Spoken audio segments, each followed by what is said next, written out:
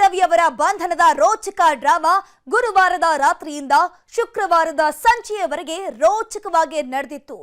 ಲಕ್ಷ್ಮಿ ಹೆಬ್ಬಾಳ್ಕರ್ ಅವರನ್ನ ನಿಂದಿಸಿದ ಆರೋಪದ ಹಿನ್ನೆಲೆಯಲ್ಲಿ ನಡೆದಿದ್ದು ಮಾತ್ರ ಅತ್ಯಂತ ರೋಚಕ ಕಹಾನಿ. ಅದರಲ್ಲಿ ಹೆಬ್ಬಾಳ್ಕರ್ ಆರೋಪಿಸಿದ ಧೃತರಾಷ್ಟ್ರರು, ಭೀಮನಂತೆ ನಿಂತ ಡಿಕೆ ಶಿವಕುಮಾರ್ ಅವರದ್ದು ಮುಖ್ಯ ಪಾತ್ರ. ಲಕ್ಷ್ಮಿ ಜೊತೆ ಗಟ್ಟಿಯಾಗಿ ನಿಂತ ಬಂಡೆ ರವಿ ವಿರುದ್ಧ ಸಮರಕ್ಕೆ ಇಳಿದಿದ್ದಾದ್ರೂ ಹೇಗೆ?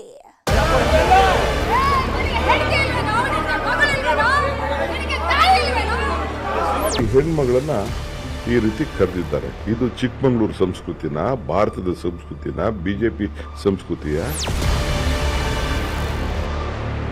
ಸಭಾಪತಿ ಅವ್ರದ್ದು ಅವರ ವಿಚಾರ ನನಗೆ ಸರಿ ಇಲ್ಲ. ಅವರು ಚರ್ಚೆಗೆ ಅವಕಾಶ ಮಾಡಿಕೊಡ್ಬೇಕು. ಏನು ಆಯ್ತು ಅಂತ ಹೇಳಿ ಪರಿಶೀಲನೆ ಮಾಡಬೇಕಾಯ್ತು. ತಪ್ಪು ಲಕ್ಷ್ಮಿ ಅವ್ರು ತಪ್ಪಿದ್ರೆ ಲಕ್ಷ್ಮಿ ತಪ್ಪು ಅಂತ ಹೇಳ್ಬೇಕಾಯ್ತು.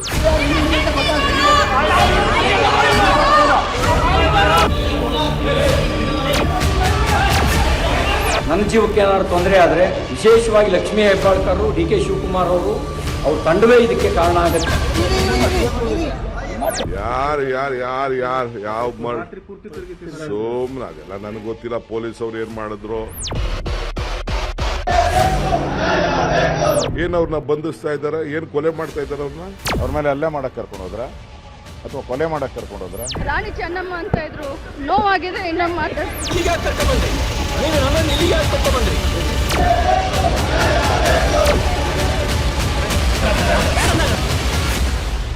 ಬೆಳಗಾವಿಯ ಅಧಿವೇಶನದ ಕೊನೆಯ ದಿನದ ಕೊನೆಯ ಘಳಿಗೆಯಲ್ಲಿ ನಡೆದ ಘಟನೆ ಅದು. ಸದನದಲ್ಲೇ ಕೇಂದ್ರ ಗೃಹ ಸಚಿವರು ಅಂಬೇಡ್ಕರ್ರನ್ನ ಅವಮಾನಿಸಿದ್ದಾರೆಂದು ಆರೋಪಿಸಿ ಕಾಂಗ್ರೆಸ್ ಸದಸ್ಯರು ಪ್ರತಿಭಟನೆ ನಡೆಸುತ್ತಿದ್ರು. ಈ ವೇಳೆ ಮಾತಿಗೆ ಮಾತು ಬೆಳೆದು ಬಿಜೆಪಿಯ ಸಿಟಿ ರವಿ ಹೇಳಿದ ಅದೊಂದು ಪದ ಇಡೀ ಸನ್ನಿವೇಶವನ್ನೇ ಬದಲಾಯಿಸಿಬಿಟ್ಟಿದೆ.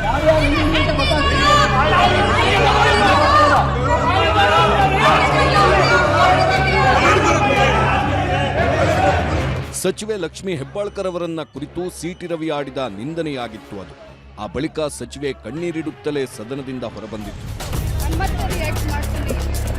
ಬಹಳ ನೋವಾಗಿದೆ, ಬಹಳ ಗಟ್ಟಿಗಿದ್ದೆ ಅಂತ ಇದ್ರು, ನನಗೆ ರಾಣಿ ಚೆನ್ನಮ್ಮ ಅಂತ ಇದ್ರು, ನೋವಾಗಿದೆ. ಇನ್ನೊಮ್ಮೆ ಬಳಿಕ ಸಿಟಿ ರವಿ ಸಚಿವೆ ಲಕ್ಷ್ಮಿ ಹೆಬ್ಬಾಳ್ಕರ್ ವಿರುದ್ಧ ಅವಾಚ್ಯ ಪದ ಬಳಸಿದ್ರು ಎಂದು ಕೈ ಸದಸ್ಯರು ಆರೋಪಿಸಿ ರಣರಂಪಾಟ ಮಾಡಿದ್ರು. ಹೆಬ್ಬಾಳ್ಕರ್ ಬೆಂಬಲಿಗರಂತೂ ಸಿಟಿ ರವಿ ವಿರುದ್ಧ ಭಾರೀ ಆಕ್ರೋಶ ವ್ಯಕ್ತಪಡಿಸಿದ್ರು. ಕೆಲ ಹೊತ್ತು ಬೆಳಗಾವಿಯ ಸುವರ್ಣಸೌಧ ರಣರಂಗವಾಗಿ ಮಾರ್ಪಟ್ಟಿತ್ತು.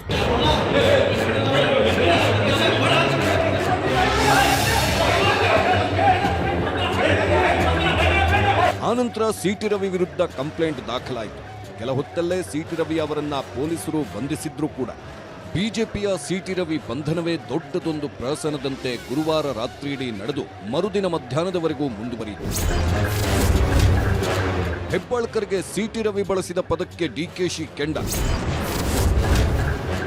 ಲಕ್ಷ್ಮಿ ಜೊತೆ ಗಟ್ಟಿಯಾಗಿ ನಿಂತ ಬಂಡೆ.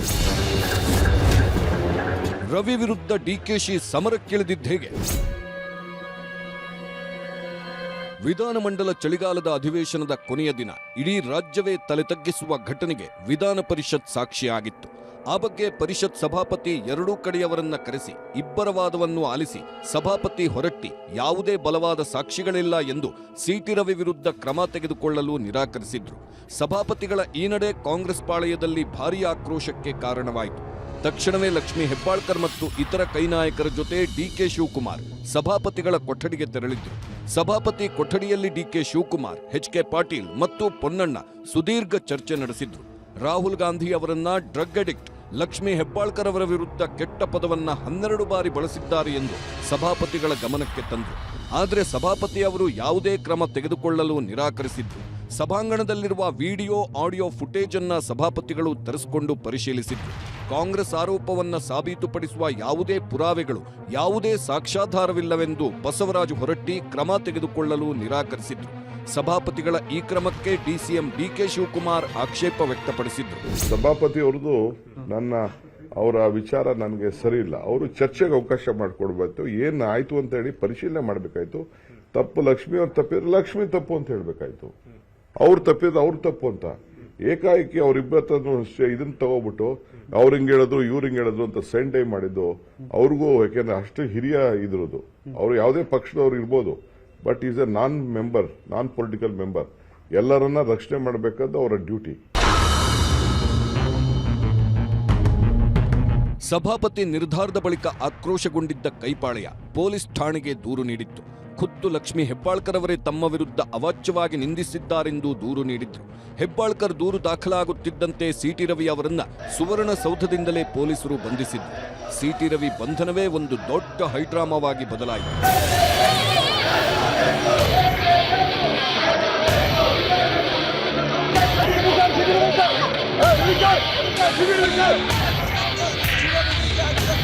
ಆದರೆ ಮುಂದೆ ನಡೆದಿದ್ದು ಒಂದು ದೊಡ್ಡ ಪ್ರಹಸನ. ಬಂಧನದ ಬಳಿಕ ಪೊಲೀಸ್ ಜೀಪ್ನಲ್ಲಿ ರವಿ ಅವರನ್ನ ಬಲವಂತವಾಗಿ ಕೂರಿಸಿದ್ರು ಮತ್ತು ರಾತ್ರಿಯಿಡೀ ಪೊಲೀಸ್ ವಾಹನದಲ್ಲೇ ಸುತ್ತಾಡಿಸಿದ್ರು ಎಂದು ಆರೋಪಿಸಲಾಗ್ತಿದೆ. ನನ್ನನ್ನು ಇಲ್ಲಿಗೆ ಯಾಕೆ ಕರ್ಕೊಂಡ್ಬಂದ್ರಿ? ನೀವು ನನ್ನನ್ನು ಇಲ್ಲಿಗೆ ಯಾಕೆ ಕರ್ಕೊಂಡ್ಬಂದ್ರಿ? ನನ್ನನ್ನ ನಿಮ್ಮ ಉದ್ದೇಶ ಏನಿದೆ? ನಾನು ಮರ್ಡರ್ ಮಾಡಕ್ಕೆ, ನನ್ನ ಮರ್ಡರ್ ಮಾಡಕ್ಕೆ ನೀವು ಉದ್ದೇಶ ಮಾಡಿರೋದು. ನನ್ನನ್ನು ಮರ್ಡರ್ ಮಾಡಕ್ಕೆ ಮಾಡಿದ್ರಿ. ಇಲ್ಲ ಅಂದ್ರೆ ಯಾಕೆ ಸುತ್ತಿಸ್ತಾ ಇದ್ದೀರಿ? 11 ಗಂಟೆಯಿಂದ ನೀವು ಖಾನಾಪುರದಿಂದ ಎಲ್ಲ ಸುತ್ತಿಸ್ಕೊಂಡ್ಬಂದ್ರಿ. ನೀವು ಯಾಕೆ ಸುತ್ತಿಸ್ತಾ ಇದ್ದೀರಿ ನನ್ನನ್ನ? ಹಿರೇಬಾಗೇವಾಡಿಯಿಂದ ಬೆಂಗಳೂರಿಗೆ ಕರೆದೊಯ್ಯುವುದಾಗಿ ಹೇಳಿ 3-4 ಜಿಲ್ಲೆ ಸುತ್ತಿಸಿದ್ದಾರೆ ಎಂಬ ಆರೋಪವಿದೆ. ಆದರೆ ಸೆಕ್ಯೂರಿಟಿ ಸಮಸ್ಯೆ ಉಂಟಾಗಬಹುದು ಎಂಬ ಕಾರಣಕ್ಕೆ ಪೊಲೀಸರು ಠಾಣೆ ಬದಲಿಸಿದ್ದಾರೆ ಅಂತ ಹೇಳಲಾಗ್ತಿದೆ. ಸಿಟಿ ರವಿ ಅವರ ವಿರುದ್ಧ ಹಿರೇಬಾಗೇವಾಡಿ ಪೊಲೀಸ್ ಠಾಣೆಯಲ್ಲಿ ಪ್ರಕರಣ ದಾಖಲಾಗಿತ್ತು. ಆದರೆ ಹಿರೇಬಾಗೇವಾಡಿ ಠಾಣೆ ಲಕ್ಷ್ಮೀ ಹೆಬ್ಬಾಳ್ಕರ್ ಅವರ ಕ್ಷೇತ್ರ ವ್ಯಾಪ್ತಿಯಲ್ಲಿದ್ದು, ಹೆಬ್ಬಾಳ್ಕರ್ ಅಭಿಮಾನಿಗಳು ಸಿಟಿ ರವಿ ವಿರುದ್ಧ ಠಾಣೆ ಮುಂದೆ ಪ್ರತಿಭಟನೆ ಮಾಡಬಹುದು, ಇದರಿಂದ ತನಿಖೆಗೆ ಪೊಲೀಸರಿಗೆ ಕಿರಿಕಿರಿ ಉಂಟಾಗಬಹುದು ಅಂತ ಖಾನಾಪುರ ಠಾಣೆಗೆ ಬದಲಿಸಿದ್ದೇವೆ ಅಂದ್ರು ಪೊಲೀಸರು. ಖಾನಾಪುರ ಠಾಣೆಯಲ್ಲೂ ಹೈಡ್ರಾಮಾವೇ ನಡೆಯಿತು. ಅಲ್ಲಿ ಸಿಟಿ ರವಿ ಭೇಟಿಗೆ ವಕೀಲರಿಗೂ ಅವಕಾಶ ಕೊಡಲಿಲ್ಲ ಅಂತ ಆರೋಪಿಸಲಾಗಿದೆ. ರಾತ್ರಿ ಖಾನಾಪುರದಿಂದಲೂ ಸಿಟಿ ರವಿ ಅವರನ್ನ ಕರೆದೊಯ್ಯಲಾಯಿತು ಮತ್ತು ರಾತ್ರಿಯಿಡೀ ಪೊಲೀಸ್ ವಾಹನದಲ್ಲಿ ಸುತ್ತಾಡಿಸಿದ್ರು. ಅದೂ ಅಲ್ಲದೆ ಗಲಾಟೆ ವೇಳೆ ಸಿಟಿ ರವಿ ತಲೆಗೆ ಗಾಯವಾಗಿತ್ತು. ಹಲ್ಲೆಗೊಳಗಾದ ಸಿಟಿ ರವಿಗೆ ಚಿಕಿತ್ಸೆಯನ್ನೂ ಕೊಡಿಸದೆ ರಾತ್ರಿಯಿಡೀ ಪೊಲೀಸ್ ಜೀಪ್ನಲ್ಲಿ ಸುತ್ತಾಡಿಸಿದ್ದನ್ನು ಕೂಡ ಬಿಜೆಪಿ ನಾಯಕರು ಪ್ರಶ್ನಿಸಿದ್ರು. ಅಲ್ಲದೆ ಸಿಟಿ ರವಿಯನ್ನ ಕೊಂಡೊಯ್ಯುತ್ತಿರೋ ಸಂದರ್ಭದಲ್ಲಿ ರಾತ್ರಿ ನಿರ್ಜನ ಪ್ರದೇಶವೊಂದರಲ್ಲಿ ವಾಹನ ನಿಲ್ಲಿಸಿದ್ರು. ಈ ವೇಳೆ ಪೊಲೀಸ್ ಅಧಿಕಾರಿಗಳು ಫೋನ್ನಲ್ಲಿ ಯಾರೊಂದಿಗೋ ರಹಸ್ಯ ಮಾತುಕತೆ ನಡೆಸಿದ್ದಾರೆ ಎಂದು ಕೂಡ ಆರೋಪಿಸಲಾಯಿತು. ರಾತ್ರಿ ಇಡೀ ಸಿಟಿ ರವಿ ಜೊತೆಗಿದ್ದ ಎಂಎಲ್ಸಿ ಕೇಶವ್ ಪ್ರಸಾದ್ರನ್ನ ಬಾಗಲಕೋಟೆ ಜಿಲ್ಲೆಯ ಲೋಕಾಪುರದಿಂದ ಯರಗಟ್ಟಿಗೆ ತೆರಳುವ ವೇಳೆ ಅಜ್ಞಾತ ಸ್ಥಳದಲ್ಲಿ ಪೊಲೀಸರು ಬೇರ್ಪಡಿಸಿರುವುದು ಕೂಡ ಪೊಲೀಸರ ನಡೆ ಬಗ್ಗೆ ಸಂಶಯಕ್ಕೆ ಕಾರಣವಾಯಿತು.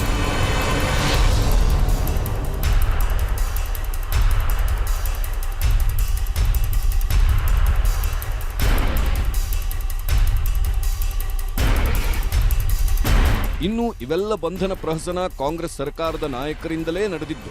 ಡಿಕೆ ಶಿವಕುಮಾರ್, ಲಕ್ಷ್ಮೀ ಹೆಬ್ಬಾಳ್ಕರ್ ಚಿತಾವಣೆಯಿಂದಲೇ ಇವೆಲ್ಲ ನಡೆದಿದೆ ಅಂತ ಆರ್ ಅಶೋಕ್ ಗಂಭೀರ ಆರೋಪ ಮಾಡಿದ್ರು. ನನ್ನ ಜೀವಕ್ಕೆ ಏನಾದ್ರು ತೊಂದರೆ ಆದ್ರೆ ವಿಶೇಷವಾಗಿ ಲಕ್ಷ್ಮೀ ಹೆಬ್ಬಾಳ್ಕರ್, ಡಿಕೆ ಶಿವಕುಮಾರ್ ಅವ್ರ ತಂಡವೇ ಇದಕ್ಕೆ ಕಾರಣ ಆಗತ್ತೆ ಅನ್ನೋದನ್ನ ಈ ಮೂಲಕ ನಾನು ತಿಳಿಸೋದಕ್ಕೆ ಬಯಸ್ತಾ ಇದ್ದೀನಿ. ಎಲ್ಲವೂ ನಿಗೂಢವಾಗಿದೆ. ಯಾವುದೋ ಕ್ರಿಮಿನಲ್ಗಳನ್ನು ನಡೆಸ್ಕೊಳ್ಳೋ ರೀತಿಯಲ್ಲಿ ನಡೆಸ್ಕೊಳ್ತಾ ಇದ್ದಾರೆ. ಅವರು ನಡೆಸ್ಕೊಳ್ತಿರೋ ರೀತಿ ಅನುಮಾನ ಹುಟ್ಟಿಸ್ತಾ ಇದೆ. ಫಾರೆಸ್ಟ್ ಕರ್ಕೊಂಡು ಹೋಗಿದ್ದಾರೆ, ಕಲ್ಲೊಡೆಯೋ ಜಾಗಕ್ಕೆ ಕರ್ಕೊಂಡು ಹೋಗಿದ್ದಾರೆ. ಏನಕ್ಕೋಸ್ಕರ ಕರ್ಕೊಂಡು ಹೋದ್ರಿ? ಅವ್ರ ಮೇಲೆ ಹಲ್ಲೆ ಮಾಡಕ್ ಕರ್ಕೊಂಡು ಹೋದ್ರ ಅಥವಾ ಕೊಲೆ ಮಾಡಕ್ ಕರ್ಕೊಂಡು ಹೋದ್ರ? ವಿಧಾನಸೌಧದಲ್ಲಿ ಬೆದರಿಕೆ ಹಾಕಿದ್ದೀರಾ, ನಿನ್ ಬಾಡಿ ಚಿಕ್ಕಮಂಗ್ಳೂರ್ಗೆ ಹೋಗ್ತೈತೆ, ಚಿಕ್ಕಮಂಗ್ಳೂರು ಜಿಲ್ಲೆ ಕಳಿಸ್ಕೊಡ್ತೀನಿ ನಿಮ್ ಬಾಡಿನ ಅಂತ ಬೆದರಿಕೆ ಹಾಕಿದ್ದಾರೆ. ಕಂಪ್ಲೇಂಟ್ ಕೊಟ್ಟಿದ್ದೀರಿ ಈಗ ಅದ್ರ ಬಗ್ಗೆ. ಅಂದ್ರೆ ಅರ್ಥ ಆಯ್ತಲ್ಲ, ಇವರು ಷಡ್ಯಂತ್ರ. ಡಿಕೆಶಿ ಲಕ್ಷ್ಮಿ ಚಿತಾವಣೆಯಿಂದಲೇ ಎಲ್ಲಾ ನಡೆದಿದೆ. ಬಿಜೆಪಿ ನಾಯಕ ಆರ್ ಅಶೋಕ್ ಗಂಭೀರ ಆರೋಪ. ಸಿಟಿ ರವಿಯವರನ್ನ ಬಂಧಿಸುವಲ್ಲಿ ಹಲವು ಕಾನೂನುಗಳ ಉಲ್ಲಂಘನೆಯಾಗಿದೆ. ಅವರಿಗೆ ನೋಟಿಸ್ ನೀಡದೆ ಬಂಧಿಸಲಾಗಿದೆ. ಬಂಧಿಸುವ ಮೊದಲು ಸಭಾಪತಿಗಳಿಗೆ ದೂರು ಸಲ್ಲಿಸಲಾಗಿಲ್ಲ. ಪೊಲೀಸರು ಮೇಲಿಂದ ಬರುವ ಆದೇಶಗಳನ್ನ ಪಾಲಿಸುತ್ತಾ ಬಂದಿದ್ದಾರೆ. ಡಿಕೆ ಶಿವಕುಮಾರ್ ಮತ್ತು ಲಕ್ಷ್ಮೀ ಹೆಬ್ಬಾಳ್ಕರ್ ಅವರ ಚಿತಾವಣೆ ಮೇರೆಗೆ ಇದೆಲ್ಲ ನಡೆಯುತ್ತಿದೆ. ಸುವರ್ಣಸೌಧದ ಆವರಣದಲ್ಲೇ ಅವರಿಬ್ಬರೂ ತಮಗೆ ಕೊಲೆ ಬೆದರಿಕೆ ಹಾಕಿದ್ದಾರೆ ಎಂದು ನ್ಯಾಯಾಲಯದಲ್ಲಿ ರವಿ ತಮ್ಮ ಹೇಳಿಕೆಯನ್ನ ದಾಖಲಿಸಿದ್ದಾರೆ ಎಂದು ಅಶೋಕ್ ಹೇಳಿದ್ದಾರೆ.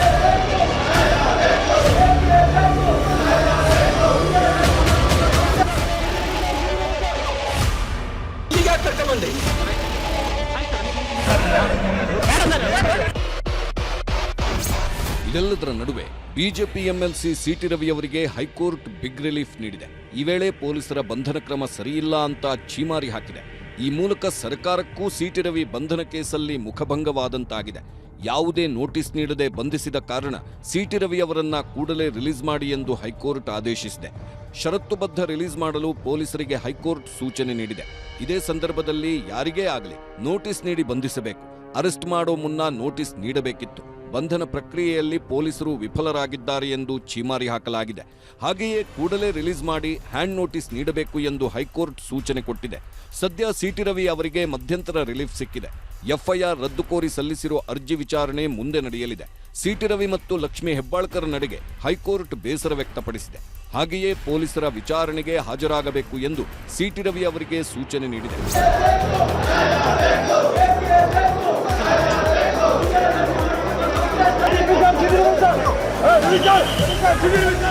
ಇನ್ನೊಂದೆಡೆ ಹೈಕೋರ್ಟ್ ಆದೇಶದಂತೆ ಸಿಟಿ ರವಿ ಅವರನ್ನ ಕರೆತರುತ್ತಿರುವ ಮಾರ್ಗ ಮಧ್ಯೆಯೇ ಬಿಡುಗಡೆ ಮಾಡಲಾಗಿದೆ. ಹಾವೇರಿ ಸಮೀಪ ಬರುತ್ತಿದ್ದಾಗ ಅವರನ್ನ ಬಿಡುಗಡೆ ಮಾಡಲಾಗಿದೆ. ಈ ಕುರಿತು ಮೊದಲ ಪ್ರತಿಕ್ರಿಯೆ ನೀಡಿದ ಸಿಟಿ ರವಿ ಅವರು ಇದು ಸತ್ಯಕ್ಕೆ ಸಂದ ಜಯ ಎಂದು ಹೇಳಿದ್ರು. ಇನ್ನೊಂದೆಡೆ ಈ ಪ್ರಕರಣವನ್ನ ಗಂಭೀರವಾಗಿ ತೆಗೆದುಕೊಂಡಿದ್ದ ಕಾಂಗ್ರೆಸ್ಗೆ ತೀವ್ರ ಮುಖಭಂಗ ಕೂಡ ಉಂಟಾಗಿದೆ.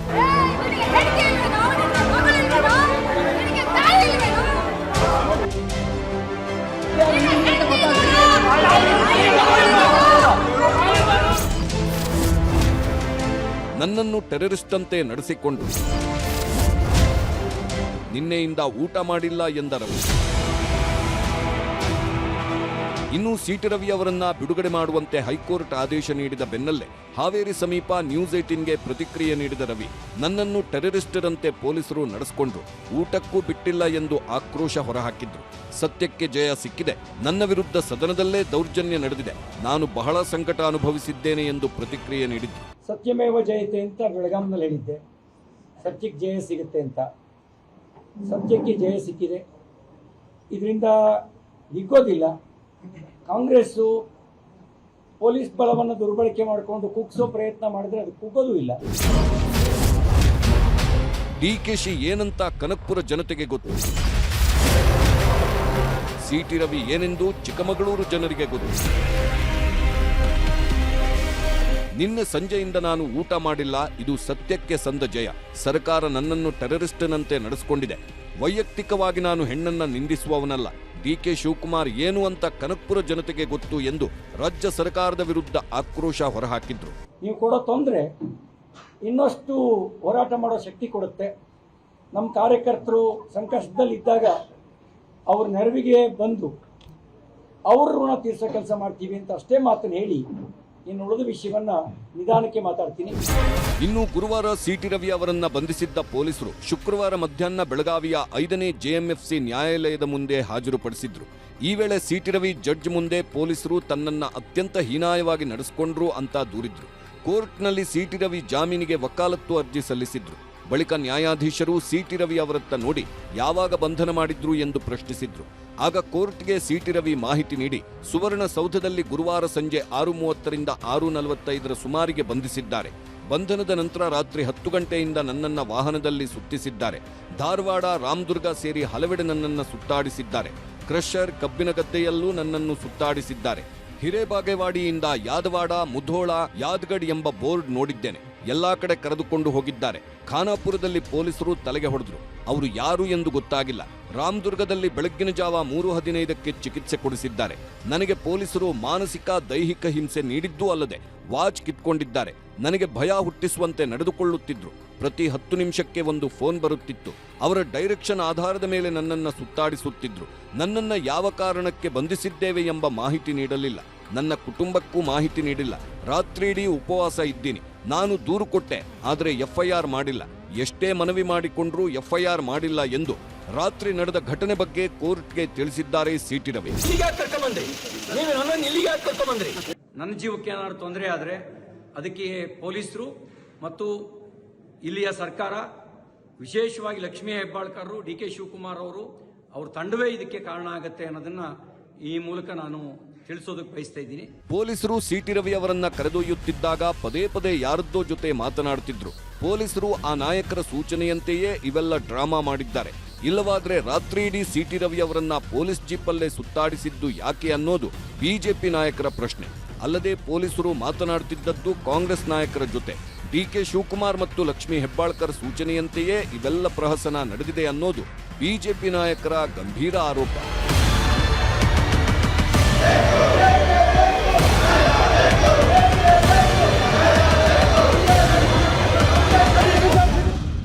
ಲಕ್ಷ್ಮೀ ಹೆಬ್ಬಾಳ್ಕರ್ ವಿರುದ್ಧ ಸಿಟಿ ರವಿ ಬಳಸಿದ ಪದಕ್ಕೆ ಡಿಕೆ ಶಿವಕುಮಾರ್ ಕೆಂಡವಾಗಿದ್ದಾರೆ. ಲಕ್ಷ್ಮಿ ಜೊತೆ ಗಟ್ಟಿಯಾಗಿ ಬಂಡಿಯಂತೆ ನಿಂತಿದ್ದಾರೆ ಡಿಕೆಶಿ. ಇನ್ಮುಂದೆ ಸಿಟಿ ರವಿ ಪ್ರಕರಣ ಕೋರ್ಟ್ನಲ್ಲಿ ಏನಾಗತ್ತೆ? ಸಭಾಪತಿ ನಿಲುವನ್ನ ಬದಲಿಸ್ತಾರಾ? ಡಿಕೆ ಶಿವಕುಮಾರ್ ಬಳಿರುವಂತಹ ಆ 12 ಸಾಕ್ಷಿಗಳು ಯಾವುವು? ಅವನ್ನ ಮುಂದಿಟ್ಕೊಂಡು ರವಿಗೆ ಡಿಕೆ ಕೊಡ್ತಾರಾ ಡಿಚ್ಚಿ?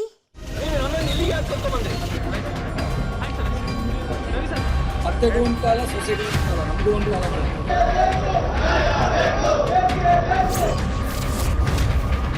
ಪರಿಷತ್ತಲ್ಲಿ ಯಾರೂ ಖಂಡಿಸಲಿಲ್ಲ, ಎಲ್ಲರೂ ಧೃತರಾಷ್ಟ್ರರಾದರು. ವಿಧಾನ ಪರಿಷತ್ತು ಅಂತಂದರೆ ಹಿರಿಯರ ಚಾವಡಿ, ಬುದ್ಧಿವಂತರ ವೇದಿಕೆ. ಆ ವೇದಿಕೆಯಲ್ಲಿ ಅವ್ರು ಮಾತನಾಡಬೇಕಾದ್ರೆ ಎಲ್ಲರೂ ಧೃತರಾಷ್ಟ್ರ ಆದರು. ನನಗೆ ಅದು ಭಾಳ ಕೆಟ್ಟ ಅನಿಸ್ತು. ಇದು ಗುರುವಾರದ ಘಟನೆಯ ಬಗ್ಗೆ ಲಕ್ಷ್ಮೀ ಹೆಬ್ಬಾಳ್ಕರ್ ಪ್ರತಿಕ್ರಿಯೆ. ಸದನದಲ್ಲಿ ಸಿಟಿ ರವಿ ಹಾಗೆ ನಿಂದಿಸುತ್ತಿರಬೇಕಾದ್ರೆ ಎಲ್ಲರೂ ಧೃತರಾಷ್ಟ್ರನಂತೆ ಕಣ್ಮುಚ್ಚಿದ್ರು. ಯಾರೂ ನನ್ನ ಪರ ನಿಲ್ಲಲಿಲ್ಲ ಅನ್ನೋದು ಲಕ್ಷ್ಮೀ ಹೆಬ್ಬಾಳ್ಕರ್ ಮಾತು. ಮಾಧ್ಯಮಗೋಷ್ಠಿಯಲ್ಲಿ ಘಟನೆಯನ್ನ ವಿವರಿಸುತ್ತಾ ಸಚಿವೆ ಲಕ್ಷ್ಮೀ ಹೆಬ್ಬಾಳ್ಕರ್ ಅವರು ಕಣ್ಣೀರು ಹಾಕಿದ್ರು. ಕೆಟ್ಟದನ್ನ ನೋಡಿದರೆ ದೂರ ಇರುವವಳು ನಾನು. ಇದುವರೆಗೂ ಯಾರಿಗೂ ತೊಂದರೆ ಕೊಟ್ಟವಳಲ್ಲ. ಪರಿಷತ್ನಲ್ಲಿ ಯಾರೂ ಖಂಡಿಸಲಿಲ್ಲ, ಎಲ್ಲರೂ ಧೃತರಾಷ್ಟ್ರರಾದರು. ಸಭಾಪತಿಗಳಿಗೂ ಈ ಕುರಿತು ಬರೆದುಕೊಟ್ಟಿದ್ದೇನೆ. ಸಿಟಿ ರವಿ ಅಂದ ಮಾತಿನ ಬಗ್ಗೆ ಸುಳ್ಳು ಹೇಳಿದ್ದಾರೆ. ರಾಹುಲ್ ಗಾಂಧಿ ಅವರ ಬಗ್ಗೆ ಮಾತನಾಡಿದ ಬಗ್ಗೆ ಖಂಡಿಸಿದೆ. ಸಿಟಿ ರವಿ ಅಮಾನತು ಬಗ್ಗೆ ಏನೂ ಮಾತಾಡಲ್ಲ ಎಂದ್ರು ಹೆಬ್ಬಾಳ್ಕರ್. ಹೇಳ್ತಾರೆ, ಸಾರಿ ಅಂತ ಹೇಳ್ತಾರೆ, ಆದರೆ ಯಾರೂ ಕೂಡ ಅದನ್ನು ಖಂಡಿಸ್ಲಿಲ್ಲ. ನಮ್ಮ ಪಕ್ಷದವ್ರು ನನ್ನ ಬೆನ್ನಿಗೆ ನಿಂತ್ಕೊಂಡ್ರು. ಇವತ್ತು ರಾಹುಲ್ ಗಾಂಧಿ ಇದ್ರೆ ನಮ್ಮ ಕಾಂಗ್ರೆಸ್ ಪಕ್ಷ ಇದ್ರೆ ಲಕ್ಷ್ಮೀ ಹೆಬ್ಬಾಳ್ಕರ್ ಅಂತ ಹೇಳಿ ರಾಹುಲ್ ಗಾಂಧಿ ತೇಜೋದೆ ಮಾಡ್ತಾ ಇದ್ದೀರಾ. ಇರ್ರಿಲಿವೆಂಟು.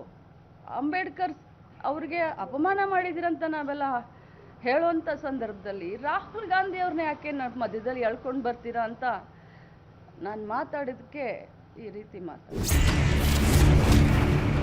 ಲಕ್ಷ್ಮಿ ಬೆನ್ನಿಗೆ ಬಂಡೆಯಂತೆ ನಿಂತ ಡಿಕೆ.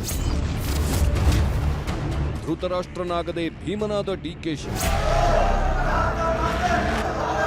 ಎಲ್ಲರೂ ಧೃತರಾಷ್ಟ್ರನಂತೆ ಇದ್ದಾಗ ಲಕ್ಷ್ಮೀ ಹೆಬ್ಬಾಳ್ಕರ್ ಪರ ಬಂಡೆಯಂತೆ ನಿಂತವರು ಡಿಸಿಎಂ ಡಿಕೆ ಶಿವಕುಮಾರ್. ಈ ಘಟನೆ ನಡೆದಾಗ ಡಿಕೆ ಶಿವಕುಮಾರ್ ಸದನದಲ್ಲಿರಲಿಲ್ಲ ಅಂತ ಹೇಳಲಾಗ್ತಿದೆ. ಆದರೆ ವಿಚಾರ ತಿಳಿದು ತಕ್ಷಣ ಸದನಕ್ಕೆ ಬಂದರು ಡಿಕೆಶಿ. ಅಲ್ಲದೆ ಲಕ್ಷ್ಮೀ ಹೆಬ್ಬಾಳ್ಕರ್ ಸಮೀಪ ನಿಂತು ಧೈರ್ಯ ತುಂಬಿದ್ರು. ಅಲ್ಲದೆ ಇಡೀ ಪ್ರಕರಣವನ್ನ ಸಭಾಪತಿ ಸಾಕ್ಷಿ ಇಲ್ಲ ಅಂತ ಮುಗಿಸಿದ್ದಾರೆ ಎಂಬ ವಿಚಾರ ತಿಳಿದು ನೇರವಾಗಿ ಸಭಾಪತಿ ಕೊಠಡಿಗೆ ಹೋದ್ರು ಡಿಕೆಶಿ. ಈ ವೇಳೆಯೂ ಲಕ್ಷ್ಮೀ ಹೆಬ್ಬಾಳ್ಕರ್ ಕೂಡ ಡಿಕೆಶಿ ಜೊತೆಗಿದ್ರು. ಸದನದಿಂದ ಸಭಾಪತಿ ಕೊಠಡಿಗೆ ಡಿಸಿಎಂ ಡಿಕೆ ಶಿವಕುಮಾರ್ ಹೋದ ರಭಸವೇ ಅವರೊಳಗಿದ್ದ ಆಕ್ರೋಶವನ್ನ ಸೂಚಿಸುತ್ತೆ.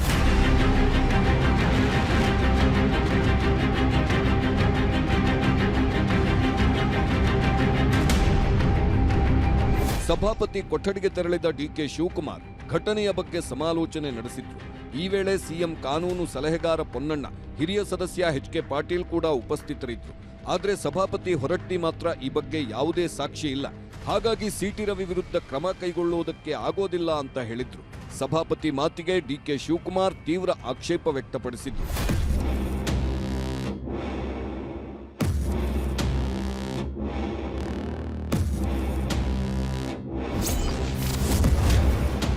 ದಾಖಲೆ ಇದೆ, ವಿಡಿಯೋ ಬಿಡುಗಡೆ ಮಾಡ್ತೀನಿ. 12 ಸಾಕ್ಷಿ ಮುಂದಿಟ್ಕೊಂಡು ರವಿಗೆ ಡಿಕೆ ಕೊಡ್ತಾರಾ ಡಿಚ್ಚಿ? ಇನ್ನು ಬೆಂಗಳೂರಿಗೆ ತೆರಳುತ್ತಿದ್ದಾಗ ಬೆಳಗಾವಿಯಲ್ಲಿ ಮಾತನಾಡಿದ ಡಿಕೆ ಶಿವಕುಮಾರ್, ಸಿಟಿ ರವಿ ಅವಾಚ್ಯ ಪದಬಳಕೆಯ ಬಗ್ಗೆ ನನ್ನಲ್ಲಿ ದಾಖಲೆ ಇದೆ ಅಂತ ಹೇಳಿದ್ರು. ಸಿಟಿ ರವಿ ಅವರು 12 ಬಾರಿ ಸಚಿವೆ ಲಕ್ಷ್ಮೀ ಹೆಬ್ಬಾಳ್ಕರ್ ಅವರಿಗೆ ಅವಾಚ್ಯ ಪದ ಬಳಸಿದ್ದಾರೆ. ಇದು ದಾಖಲೆಯಲ್ಲಿದೆ, ಬೇಕಾದ್ರೆ ಮಾಧ್ಯಮಗಳಿಗೆ ನಾನು ದಾಖಲೆ ನೀಡುತ್ತೇನೆ ಅಂತ ಡಿಕೆ ಶಿವಕುಮಾರ್ ಹೇಳಿದ್ರು. ಸಭಾಪತಿ ಬಸವರಾಜ ಹೊರಟ್ಟಿ ವಿರುದ್ಧವೂ ಅಸಮಾಧಾನ ಹೊರಹಾಕಿದ ಡಿಕೆಶಿ, ಸಭಾಪತಿ ಅವರ ವಿಚಾರ ನನಗೆ ಸರಿ ಅನ್ನಿಸಿಲ್ಲ, ಏನಾಗಿದೆ ಎಂದು ಪರಿಶೀಲಿಸಬೇಕಿತ್ತು ಎಂದರು. ಖಾನಾಪುರ ಪೊಲೀಸ್ ಠಾಣೆಯಲ್ಲಿ ಸಿಟಿ ರವಿ ಇದ್ದಾಗ ಬಿಜೆಪಿ ನಾಯಕರೆಲ್ಲ ಸೇರಿದ್ದಕ್ಕೂ ಡಿಕೆಶಿ ಆಕ್ರೋಶ ವ್ಯಕ್ತಪಡಿಸಿದ್ರು. ಸೋಮ್ನ ಅದೆಲ್ಲ ನನಗೆ ಗೊತ್ತಿಲ್ಲ. ಪೊಲೀಸ್ ಅವ್ರು ಏನ್ ಮಾಡಿದ್ರು ಅಲ್ಲ ರೀ, ಹೋಗಿ ಪೊಲೀಸ್ ಸ್ಟೇಷನ್ ಅಲ್ಲಿ ಹೋಗಿ, ನಾನು ಅದ್ಯಾವುದೋ ಕ್ಲಿಪ್ಪಿಂಗ್ಸ್ ಯಾವುದೋ ಟಿವಿಲಿ ನೀವು ಯಾರೋ ತೋರಿಸ್ತಾ ಇದ್ರಿ, ಹೋಗಿ ಏನೋ ಹಿರಿಯರನ್ನ ಭೇಟಿ ಮಾಡಕ್ಕೆ ಒಂದು ಅವಕಾಶ ಅಂದ್ರೆ ಅಲ್ಲೋಗಿ ಇದರಲ್ಲಿ ಖಾನಾಪುರ ಪೊಲೀಸ್ ಸ್ಟೇಷನ್ ಅಲ್ಲಿ ಇವ್ರು ಬಿಜೆಪಿ ಮೀಟಿಂಗ್ ಮಾಡದ ಒಬ್ಬ ಆರೋಪಿನ ಉಗ್ರ ಕಾರಣ ಹಂಗಾರೆ ಮೀಟಿಂಗ್ ಮಾಡಕ್ ಬಿಟ್ಟಿದ್ದು ಏನು ಉಗ್ರ ಅಂತ ಕಂಡಿಡ್ದ? ಪೊಲೀಸ್ ಅವರು ಬೇರೆ ಯಾರಿಗೂ ಅಷ್ಟು ಸೌಜ್ಯದಿಂದ ನಡ್ಕೊಳ್ಳಿಲ್ಲ, ಅಷ್ಟು ನಡ್ಕೊಂಡಿದ್ದಾರೆ ಪೊಲೀಸ್ ಅವರು ನಡತೆನೂ ಸರಿ ಇಲ್ಲ. ಈ ಕಾರಣ ಹೆಂಗ್ ಅವ್ರು ಅಲ್ಲಿ ಬಿಟ್ರು ಪೊಲೀಸ್ ಅವರು? ನಾವು we are not interfering with anything. ನಾವು ಯಾವುದಕ್ಕೂ ಇಂಟರ್ಫಿಯರ್ ಆಗ್ತಾ ಇಲ್ಲ.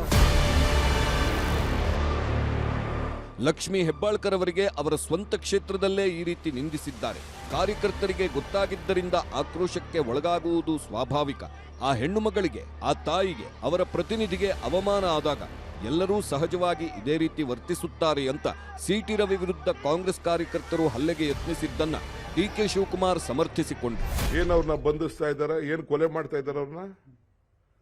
ಸದ್ಯ ಪುಣ್ಯ ಆ ಲಕ್ಷ್ಮೀ ಹೆಬ್ಬಾಳ್ಕರ್ ಕ್ಷೇತ್ರದಲ್ಲಿ ಇರೋದು.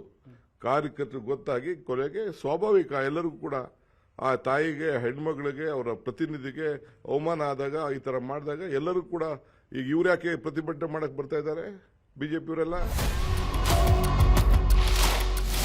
ಸಭಾಪತಿ ಹೊರಟ್ಟಿ ಅವರು ಸಿಟಿ ರವಿ ಪ್ರಕರಣವನ್ನ ಅಲ್ಲಿಗೆ ಮುಗಿಸಿದಾಗ ಕಾಂಗ್ರೆಸ್ ನಾಯಕರು ಆಕ್ರೋಶಗೊಂಡಿದ್ರು. ನಂತರ ಪೊಲೀಸ್ ದೂರು ಕೊಡಲಾಯಿತು. ಸಿಟಿ ರವಿ ಅವರನ್ನ ಬಂಧಿಸಲಾಯಿತು. ಮುಂದೆ ರಾತ್ರಿಯಿಡೀ ಅತಿ ದೊಡ್ಡ ಪ್ರಹಸನವೇ ನಡೆದು ಹೋಯಿತು. ತನ್ನ ಎನ್ಕೌಂಟರ್ಗೂ ಪ್ರಯತ್ನಿಸಲಾಯಿತು ಅಂತಲೂ ಸಿಟಿ ರವಿ ಆರೋಪಿಸಿದ್ರು. ಪ್ರತಿ 10 ನಿಮಿಷಕ್ಕೊಮ್ಮೆ ಪೊಲೀಸರು ಯಾರ ಜೊತೆಗೋ ಮಾತನಾಡುತ್ತಿದ್ರು. ಅವರು ಹೇಳಿದಂತೆ ನನ್ನನ್ನ ಜೀಪಲ್ಲಿ ಸುತ್ತಾಡಿಸಿದ್ರು ಅಂತ ಸಿಟಿ ರವಿ ಆರೋಪಿಸಿದ್ದಾರೆ. ಸಿಟಿ ರವಿ ಮತ್ತು ಬಿಜೆಪಿ ನಾಯಕರು ಕೂಡ ಇವೆಲ್ಲವೂ ಯಾರದ್ದೋ ಕುಮ್ಮಕ್ಕಿನಂತೆ ನಡೆದಿದೆ ಎಂದಿದ್ದಾರೆ. ಆರ್ ಅಶೋಕ್ ಅವರಂತೂ ಡಿಕೆ ಶಿವಕುಮಾರ್ ಮತ್ತು ಲಕ್ಷ್ಮೀ ಹೆಬ್ಬಾಳ್ಕರ್ ಚಿತಾವಣೆಯಿಂದಲೇ ಈ ಪ್ರಹಸನ ನಡೆದಿದೆ ಎಂದು ಆರೋಪಿಸಿದ್ದಾರೆ. ಆದರೆ ಕೊನೆಗೆ ಹೈಕೋರ್ಟ್ ಪೊಲೀಸರ ಬಂಧನ ರೀತಿಗೆ ಛೀಮಾರಿ ಹಾಕೋದ್ರ ಮೂಲಕ ಸರ್ಕಾರಕ್ಕೆ ಮುಖಭಂಗ ಉಂಟಾಯಿತು. ಸಿಟಿ ರವಿ ರಾಷ್ಟ್ರ ಮಟ್ಟದಲ್ಲಿ ಸುದ್ದಿಯಾಗುವಂತಾಯಿತು.